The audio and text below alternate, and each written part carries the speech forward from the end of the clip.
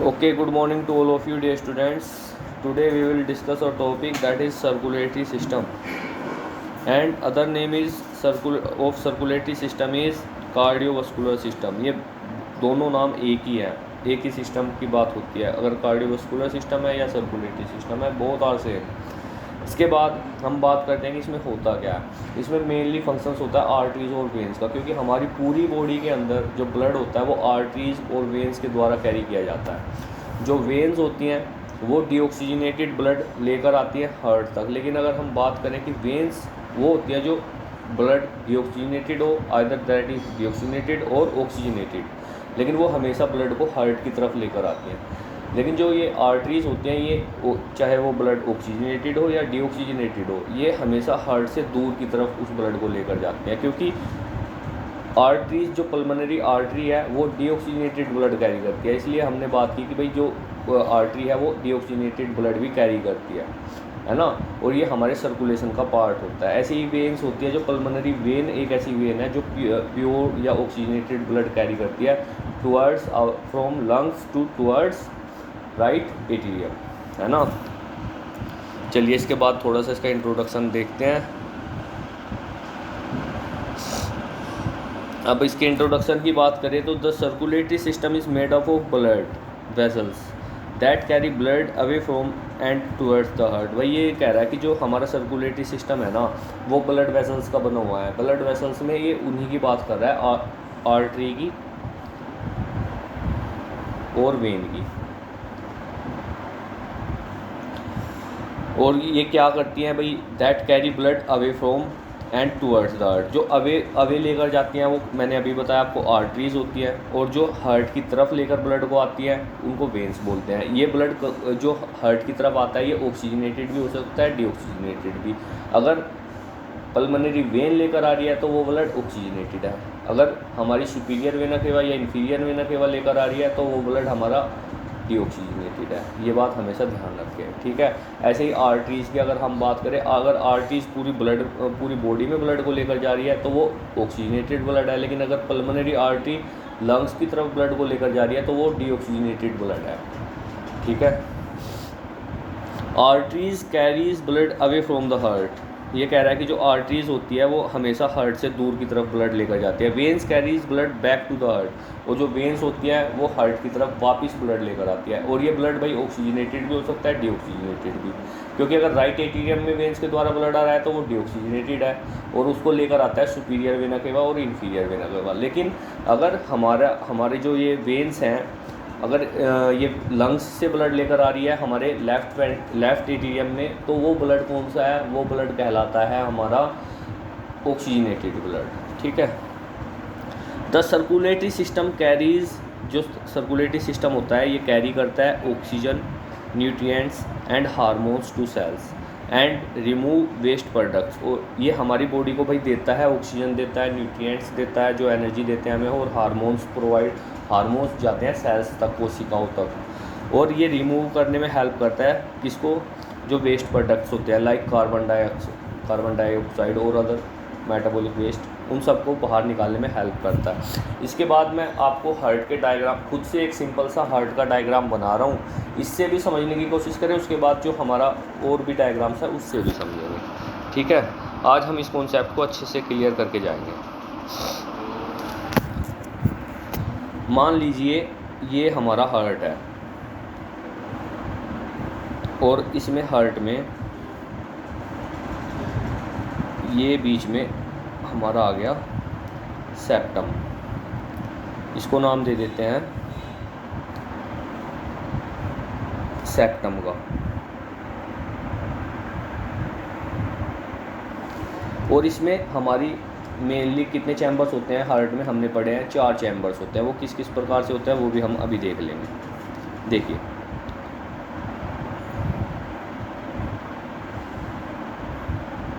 इसको बोलते हैं राइट एटीरियम, इसको बोलते हैं राइट वेंट्रिकल, ये लेफ़्ट एटीरियम, और ये होता है लेफ़्ट वेंट्रिकल।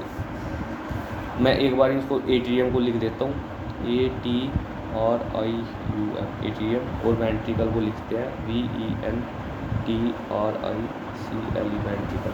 अब देखिए जो हमारे एट्रियम होता है ना, जो सबसे पहले हमारी बॉडी से डीऑक्सीजनेटेड ब्लड आता है, वो सबसे पहले कहाँ पे आता है? वो सबसे पहले आता है हमारे राइट एट्रियम के अंदर। और कौन लेकर आता है इसको?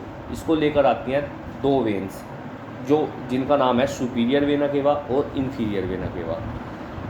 ये लिख देता हूँ मैं, सुपीरियर वेना केवा और दूसरी होती है इन्फीरियर वेना केवा। ये दो वेन्स होती हैं। जो सुपीरियर वेना केवा होती है, ये तो हमारी अपर बॉडी का जो डीऑक्सीजनेटेड ब्लड है वो कैरी करती है राइट एट्रियम तक। और जो इन्फीरियर वेना केवा है, ये हमारी जो लोअर बॉडी होती है, लोअर बॉडी पार्ट्स होते हैं, उसका डीऑक्सीजनेटेड ब्लड कैरी करती है टूवर्ड्स राइट एट्रियम। ठीक है। उसके बाद जब राइट एट्रियम में ब्लड आ जाता है तो यहाँ पे प्रेशर क्रिएट होता है, और जब ये प्रेशर बनता है तो यहाँ पे जो राइट एट्रियम और राइट वेंट्रिकल के बीच में एक वाल्व होती है। राइट एट्रियम और राइट वेंट्रिकल के बीच में एक वाल्व होती है, जिसको बोलते हैं हम ट्राइकुस्पिड वाल्व। इसका नाम है ट्राइकुस्पिड वाल्व। और जब यहाँ पे प्रेशर बनता है राइट एट्रियम में, तो जो ये डीऑक्सीजनेटेड ब्लड है या इम्प्योर ब्लड है, ये यहाँ से निकलकर डायरेक्ट आ जाता है राइट वेंट्रिकल के अंदर। और राइट वेंट्रिकल में जब ये ब्लड आता है, सेम यहाँ पे भी प्रेशर क्रिएट होता है। और जब प्रेशर क्रिएट होता है तो ये यहाँ से ब्लड, राइट वेंट्रिकल से ब्लड इसके नीचे लगी रहती हैं पल्मोनरी वेन्स और आर्टरीज। जो ये पल्मोनरी आर्टरी होती है, ये ब्लड लेकर जाती है लंग्स तक। मान लो ये लंग्स है, तो पल्मोनरी आर्टरी है जो, वो टूवर्ड्स लंग्स ब्लड लेकर जाती है। कौन सा ब्लड? जो डीऑक्सीजनेटेड है। कहाँ से? राइट वेंट्रिकल से। तो लंग्स में, और हमें पता है कि हमारी बॉडी में दो लंग्स होते हैं, ठीक है, तो ये दोनों में लेके जाती है। एक पल्मोनरी आर्टरी लेके जाती है राइट लंग में, और एक पल्मोनरी आर्टरी लेके जाती है लेफ्ट लंग में। इसके बाद हमारे लंग्स के अंदर क्या होती है? हमें पता है कि O2 होता है। हमारे लंग्स के अंदर दोनों में O2 होता है, ऑक्सीजन होता है। तो यहाँ पर आने के बाद जो डीऑक्सीजनेटेड ब्लड है, ये ऑक्सीजन प्राप्त करता है। और ऑक्सीजन प्राप्त करने के बाद यहाँ से निकलती हैं पल्मोनरी वेन्स। ये निकल गई, देखो, ये सेम दोनों लंग्स से जाएंगी और ये चली जाती हैं लेफ्ट एट्रियम में। ये पल्मोनरी वेन्स हैं। पल्मोनरी वेन्स होती हैं जो लेफ्ट एट्रियम के अंदर ऑक्सीजनेटेड ब्लड लेकर जाती है। ठीक है, यहाँ पर देखो, ये पल्मोनरी वेन जो है, ये ऑक्सीजनेटेड ब्लड कैरी करती है, और जो पल्मोनरी आर्टरी है वो डीऑक्सीजनेटेड ब्लड कैरी करती है।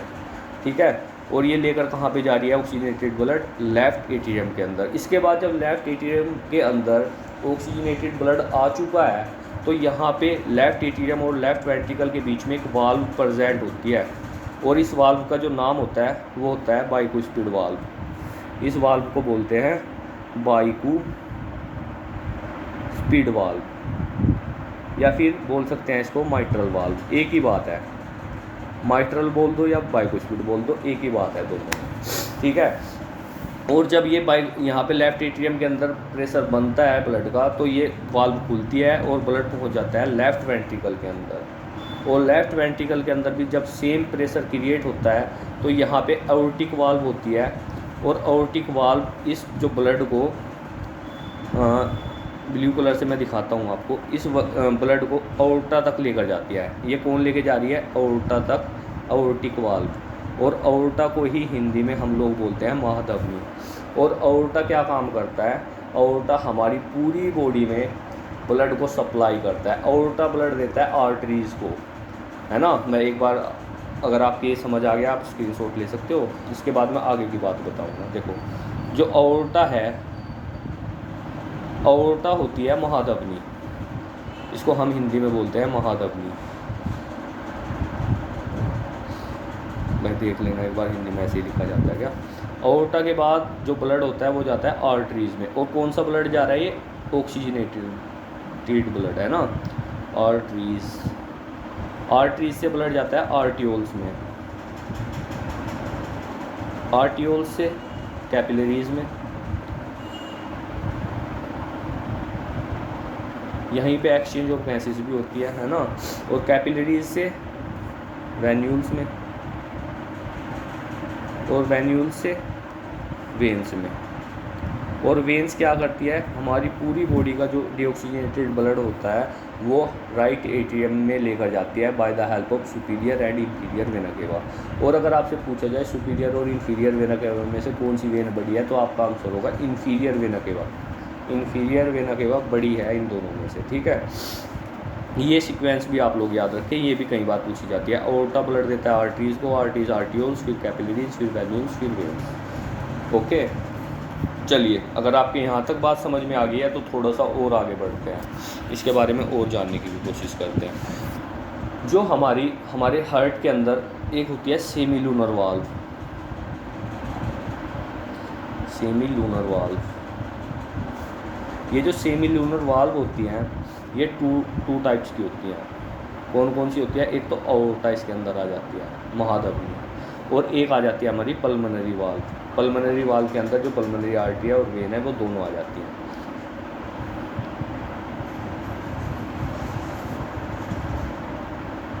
ठीक है, ये भी आप लोग ध्यान रखें। इसके बाद अगर हम बात करें, एक होती है एटीरियो वेंट्रिकुलर वाल्व। ये कहाँ पे होती है, जो एटीरियो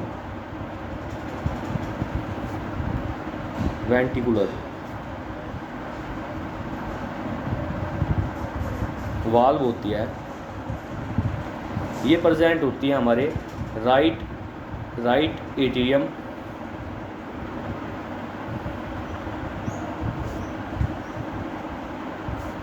और राइट वेंट्रिकल के बीच, और भी लिख रहा हूँ, और हमारे लेफ्ट एट्रियम और लेफ्ट वेंट्रिकल के बीच। तो राइट एट्रियम और राइट वेंट्रिकल के बीच में कौन सी थी हमारी वाल्व, मैंने अभी बताया था ट्राइकोस्पिड वाल्व। और हमारे लेफ्ट एट्रियम और लेफ्ट वेंट्रिकल के बीच में कौन सी वाल्व थी, बाइकोस्पिड या फिर माइट्रल वाल्व। इन दोनों वाल्व्स को ही हम बोलते हैं एटीरियो वेंट्रिकुलर वाल्व्स। ये दोनों वाल्व्स कहलाती है एटीरियो वेंट्रिकुलर वाल्व्स। जो प्रेजेंट होती है हमारे राइट एट्रियम और राइट वेंट्रिकल के बीच में उसको बोलते हैं ट्राइकोस्पिड वाल्व, और जो प्रेजेंट होती है लेफ्ट एट्रियम और लेफ्ट वेंट्रिकल के बीच में उसको बोलते हैं बाइकोस्पिड या फिर माइट्रल वाल्व। आई थिंक अब आपके थोड़ा थोड़ा ये चीज़ें समझ में आनी स्टार्ट हुई होंगी, है ना। चलिए अब थोड़ा आगे चलते हैं। अब देखिए सिंपल सी यही चीज़ें आएंगी जो मैंने अभी आप लोगों से डिस्कस किया, अब वही इन रिटर्न है यहीं पे। Heart has 4 chambers. हमारे हार्ट के अंदर 4 चैम्बर होते हैं, 2 एटीरिया और 2 वेंट्रिकल्स। भाई 2 एटीरियम मैंने अभी बताया तो था आपको, ये 4 चैम्बर, ये राइट एटीरियम है ना, ये राइट वेंट्रिकल, ये लेफ्ट एटीरियम, ये लेफ्ट वेंट्रिकल। देखो यही बात लिखी हुई है, the right atrium receives oxygen poor blood from the body. भाई ये कह रहा है जो राइट एटीरियम है हमारी बॉडी से, जिसके अंदर ऑक्सीजन नहीं होती, जो ऑक्सीजन पुअर ब्लड है ना, इम्प्योर ब्लड है या डीऑक्सीजनेटेड ब्लड है कह सकते हो, वो ब्लड कौन रिसीव करता है, कौन सा हार्ट का पार्ट रिसीव करता है, राइट एटीरियम रिसीव करता है, and pumps it to the right ventricle, और इसको राइट वेंट्रिकल में पंप कर देता है। और इसके बीच में जो वाल्व थी वो मैंने आपको बताई थी, ट्राइकोस्पिड वाल्व है ना, ट्राइकोस्पिड वाल्व ये यहाँ पे प्रेजेंट होती है। The right ventricle pumps the oxygen poor blood to the lungs. जो ये राइट वेंट्रिकल है ये हमारे लंग्स में, ये जो 2 लंग्स हैं इसके अंदर ब्लड पंप करता है, और कौन लेकर जाता है, ये पल्मोनरी आर्टरी, और यहाँ पे ये इम्प्योर ब्लड लेके जाती है, और यहाँ पे लंग्स में मिल जाता है ऑक्सीजन दोनों में, और फिर ये कहाँ पे लेके जाता है, यहाँ से लेफ्ट एट्रियम के अंदर ये चला जाता है, जो हमारा ऑक्सीजनेटेड ब्लड है लेफ्ट एट्रियम के अंदर। Then the left atrium receive oxygen rich blood. जो लेफ्ट एट्रियम है वो ऑक्सीजन रिच ब्लड मतलब कि ऑक्सीजनेटेड ब्लड ले लेता है फ्रॉम द लंग्स। कहाँ से, लंग्स से, और किसकी हेल्प से, पल्मोनरी वेन्स की हेल्प से। पल्मोनरी वेन्स होती है जो लंग्स से राइट एट्रियम तक प्योर ब्लड या ऑक्सीजनेटेड ब्लड लेकर आती है, and pumps it to the left ventricle, और इसको कहाँ पंप कर देती है, लेफ्ट वेंट्रिकल में। और लेफ्ट वेंट्रिकल के बाद में जो ब्लड होता है वो कहाँ पे जाता है, वो चला जाता है अओर्टा के द्वारा, वो जाता है अओर्टा के द्वारा पूरी बॉडी के अंदर, ठीक है।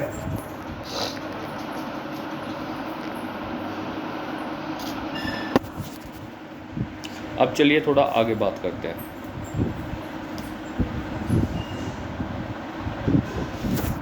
अब थिकनेस की बात करते हैं। जो राइट वेंट्रिकल होती है उसकी थिकनेस होती है 0.3 to 0.5 centimetre.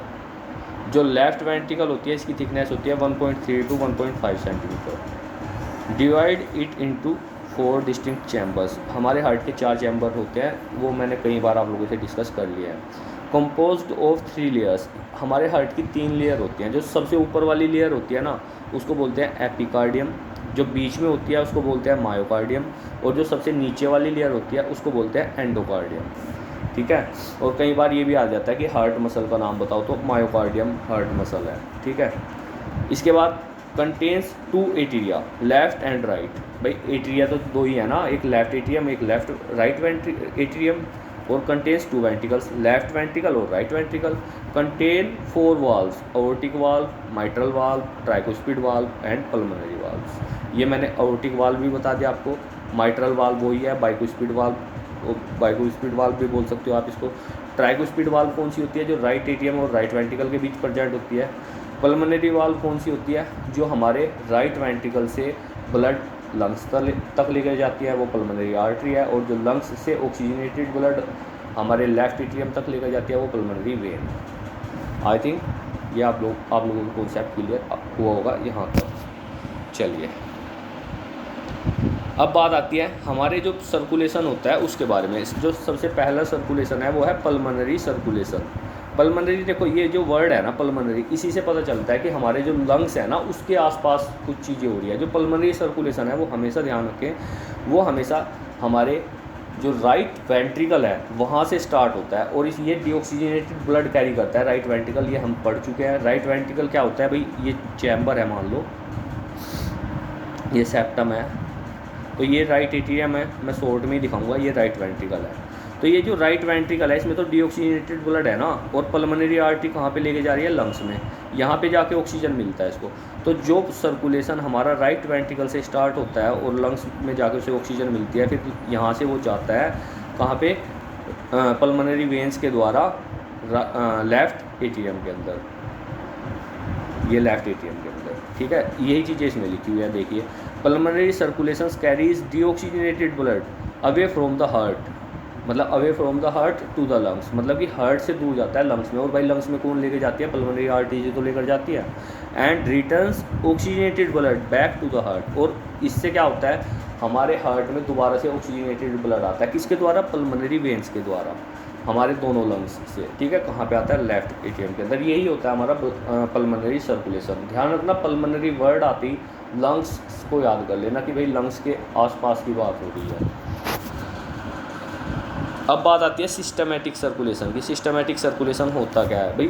Circulation carry oxygenated blood away from the heart to the body and returns deoxygenated blood back to the heart, मतलब कि वो सर्कुलेशन जो हमारा कहाँ से स्टार्ट होता है?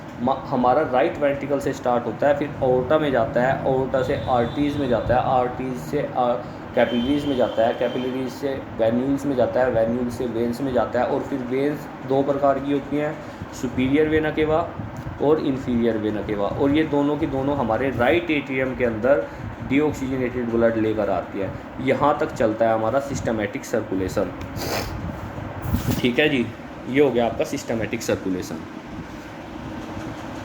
अब चलिए थोड़ा आगे चलते हैं।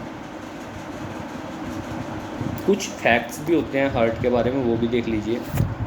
Heart is about the same size as your fist. जो हमारी फिस्ट होती है भाई, हम जब अपने फिस्ट को क्लोज कर लेते हैं तो इसके सेम साइज़ का माना जाता है कि हार्ट होता है। The heart beats on average 70 times per minute. Heart beat जो होती है हमारी भाई, वैसे तो नॉर्मली हम कहते हैं कि 72 बीट्स पर मिनट होती है ना, यहाँ पे 70 टाइम्स पर मिनट लिखा हुआ है, तो सेम ही है, एक दो टाइम ऊपर नीचे हो सकती है।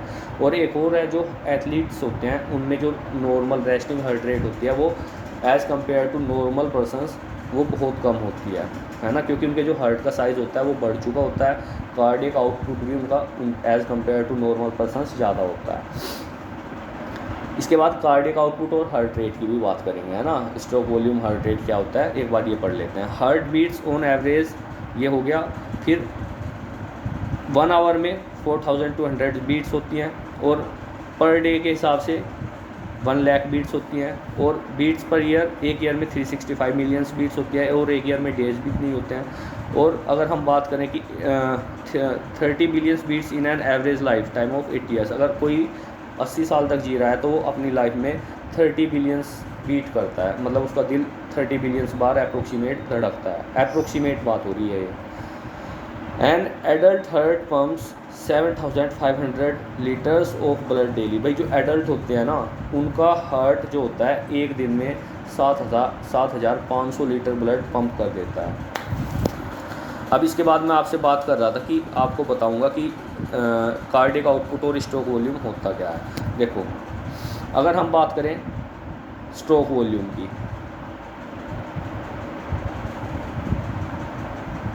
हमारा हार्ट एक बीट में, एक कॉन्ट्रैक्शन में, है ना, कितना ब्लड पंप कर रहा है, वो कहलाता है स्ट्रोक वॉल्यूम। और ये अप्रोक्सीमेट 70 ml होता है एक एडल्ट में। और इसके बाद बात आती है हार्ट रेट की।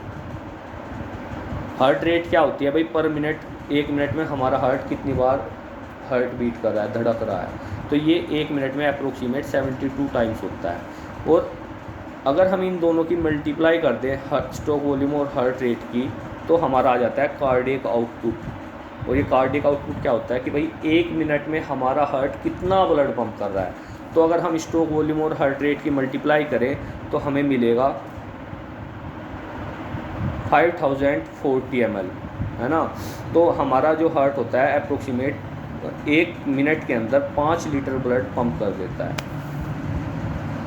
तो ये समझ में आया कार्डियक आउटपुट एक मिनट में हमारा हार्ट कितना ब्लड पंप कर रहा है, स्ट्रोक वॉल्यूम एक बीट में हमारा हार्ट कितना ब्लड पंप कर रहा है, और हार्ट रेट होती है कि भाई एक मिनट में हमारा हार्ट कितनी बार धड़क रहा है। और अगर हमें हार्ट रेट मेज़र करनी है, हार्ट रेट को हम किससे मेज़र कर सकते हैं भाई? हार्ट रेट को मेज़र करने के लिए हमें यूज़ करना होता है स्टेथोस्कोप का, है ना। स्टेथोस्कोप के द्वारा हम अपनी हार्ट रेट मेज़र कर सकते हैं। चलिए, अब लोकेशन की बात करते हैं कि हमारा हार्ट प्रेजेंट कहाँ पे होता है। Heart is located in the thoracic cavity, जो हमारी चेस्ट में थोरेसिक कैविटी होती है उसमें प्रेजेंट होता है। पोस्टीरियर टू द स्टर्नम, जो स्टर्नम होता है, देखो ये जो रिब्स लगी होती है ना स्टर्नम पे, स्टर्नम के बिल्कुल पोस्टीरियर का मतलब होता है स्टर्नम के पीछे होता है present. Superior to the diaphragm, ये जो आपको नीचे डायफ्राम दिखाई दे रहा है ना, इसके ऊपर होता है, इसके ऊपर प्रेजेंट होता है। बिटवीन द लंग्स, और जो ये हमारे दो लंग्स हैं, लंग्स के बीच में प्रेजेंट होता है। And the tip of the heart is called apex, जो हमारे हार्ट की टिप होती है ना, जो नीचे वाला सिरा होता है, उसको हम अपेक्स बोलते हैं। ये भी आप नोट कर सकते हो बात, ठीक है। अब हार्ट वॉल की बात तो हमने पहले भी कर लिया है, यहाँ पे भी लिखा हुआ है कि भाई हार्ट के अंदर 3 लेयर्स होती हैं, एपिकार्डियम, मायोकार्डियम और एंडोकार्डियम। जो एपिकार्डियम है ये ऊपर वाली लेयर है, मायोकार्डियम बीच वाली है, और एंडोकार्डियम सबसे नीचे वाली है। ये लाइंस होती है भाई चैम्बर्स, वाल्स और वेसल्स की, ये आप लोग पढ़ सकते हो, है ना। नॉर्मली क्वेश्चन इनमें से यही आता है कि हार्ट की सबसे ऊपर वाली लेयर का नाम बताओ, तो आप बताओगे एपिकार्डियम, बीच वाली का बताओ मायोकार्डियम, ये हार्ट मसल भी है, और सबसे नीचे वाली का नाम बताओ तो आप बता दो एंडोकार्डियम। ये हमारे हार्ट का जो बिल्कुल सटीक सही हार्ट का डायग्राम है वो है। देखो हम सिंपल भी बना सकते हैं, बातें समझ में आनी चाहिए, मैं हमेशा सिंपल ही डायग्राम बनाता हूँ। तो अगर कोई बच्चा ऐसा भी है जिसकी ड्राइंग अच्छी है तो वो ये भी बना सकता है, नो प्रॉब्लम, है ना। तो वो इसके हिसाब से भी समझ सकता है। देखो जो हमारे इसमें राइट एट्रियम वेंट्रिकल्स होती हैं, वो सब बातें इसके अंदर लिखी हुई है ना। शायद ये डायग्राम हमारा जो है उल्टा वो हो गया, लेकिन जो ये राइट एट्रियम होती है, राइट वेंट्रिकल होती है, ये सब चीज़ें इसमें भी लिखी हुई है, आप इसकी भी हेल्प ले सकते हैं। अब बात आती है रिस्पॉन्सिबिलिटीज़ ऑफ हार्ट। जो रिस्पॉन्सिबिलिटीज़ होती है हार्ट की वो क्या क्या है? The heart is responsible for 2 things. Heart जो होता है हमारा दो सबसे मेन चीज़ें होती हैं हार्ट में, जब हम सर्कुलेटरी सिस्टम पढ़ते हैं। Through the blood it pumps, the heart provide oxygen and nutrients to our cells to keep us alive. भाई जो हार्ट होता है ना, जब सर्कुलेटरी सिस्टम होता है तो हमारा हार्ट पूरी बॉडी को ऑक्सीजनेटेड ब्लड प्रोवाइड कराता है, जिसमें ऑक्सीजन भी होती है और न्यूट्रिएंट्स भी होते हैं, जिससे कि हम जिंदा रहते हैं। अगर ना मिले तो हम ज़्यादा दिन के मेहमान नहीं हैं, हम मर जाएंगे, है ना। बिना ऑक्सीजन के, न्यूट्रिएंट्स के हम लोग नहीं जी सकते, क्योंकि जैसे एक इंजन को या गाड़ी को चलने के लिए फ्यूल की नीड होती है, हमें ऑक्सीजन और न्यूट्रिएंट्स की नीड होती है। हम नहीं चल सकते उनके बिना, जैसे वो व्हीकल्स नहीं चल सकती फ्यूल के बिना, हम लोग भी नहीं चल सकते बिना ऑक्सीजन के, बिना बिना न्यूट्रिएंट्स के।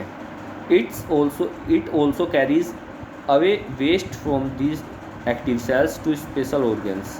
भाई ये कह रहा है कि जो वेस्ट होता है ना, जो एक्टिव सेल्स के अंदर हमारे वेस्ट जमा हो जाता है, तो ये क्या करता है, उसको उठाता है और जहाँ से हमारी बॉडी में उसको बाहर निकलना है वहाँ पे जाके छोड़ देता है। जैसे कि हमारी किडनी भी क्या करती है, जैसे यूरिन होता है, यूरिन को हमारी बॉडी से बाहर निकालने में हेल्प करती है। तो ब्लड का क्या काम होता है कि ये जो वेस्ट प्रोडक्ट है किडनी तक लेकर जाना और फिर वहाँ से किडनी उसको बाहर निकाल देती है।